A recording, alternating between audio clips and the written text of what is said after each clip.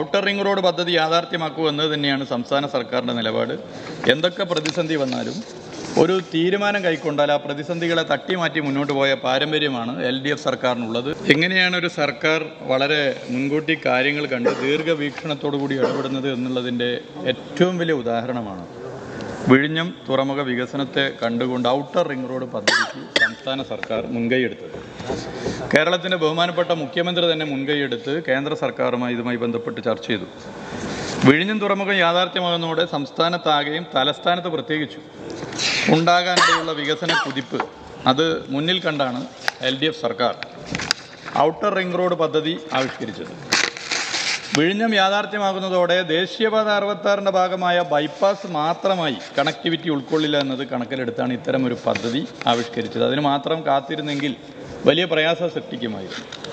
പ്രയാസങ്ങൾ ഒഴിഞ്ഞു എന്ന് മാത്രമല്ല, ഈ പദ്ധതി യാഥാർത്ഥ്യമാകുന്നതോടുകൂടി ദീർഘവീക്ഷണത്തോടു കൂടിയുള്ള സർക്കാരിൻ്റെ കാഴ്ചപ്പാട് എത്രത്തോളം ഫലപ്രദമാണെന്ന് പൊതുവെ ജനങ്ങൾ അനുഭവിക്കുകയും ചെയ്യും.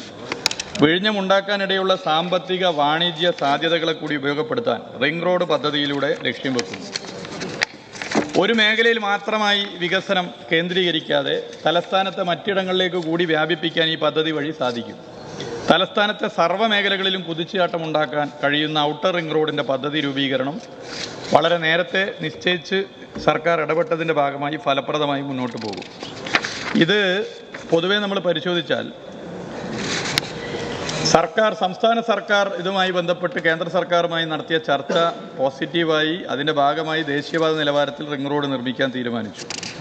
ഇപ്പോൾ ബഹുമാനപ്പെട്ട മുഖ്യമന്ത്രിയുടെ മുൻഗണനാ പദ്ധതിയിൽ ഇത് ഉൾപ്പെടുത്തുകയും കൃത്യമായ ഇടവേളകളിൽ പദ്ധതിയുടെ കാര്യങ്ങൾ ചർച്ച ചെയ്യുകയും ചെയ്യുന്നു. ഔട്ടർ റിംഗ് റോഡ് പദ്ധതി യാഥാർത്ഥ്യമാക്കാൻ സംസ്ഥാനത്തിന് 1600 കോടിയിലധികം രൂപയുടെ ബാധ്യതയാണ് കണക്കാക്കുന്നത്.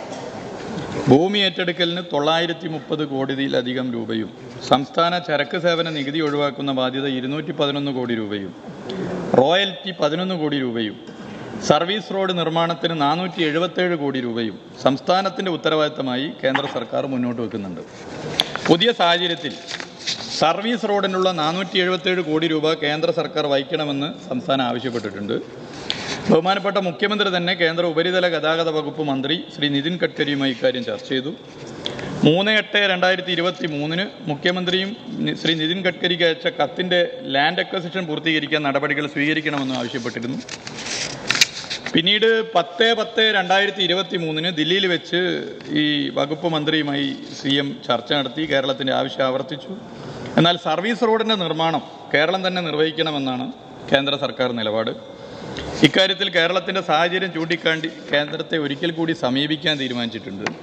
ഔട്ടർ റിംഗ് റോഡ് പദ്ധതി യാഥാർത്ഥ്യമാക്കുക എന്നത് തന്നെയാണ് സംസ്ഥാന സർക്കാരിൻ്റെ നിലപാട്. എന്തൊക്കെ പ്രതിസന്ധി വന്നാലും ഒരു തീരുമാനം കൈക്കൊണ്ടാൽ ആ പ്രതിസന്ധികളെ തട്ടിമാറ്റി മുന്നോട്ട് പോയ പാരമ്പര്യമാണ് LDF സർക്കാരിനുള്ളത്.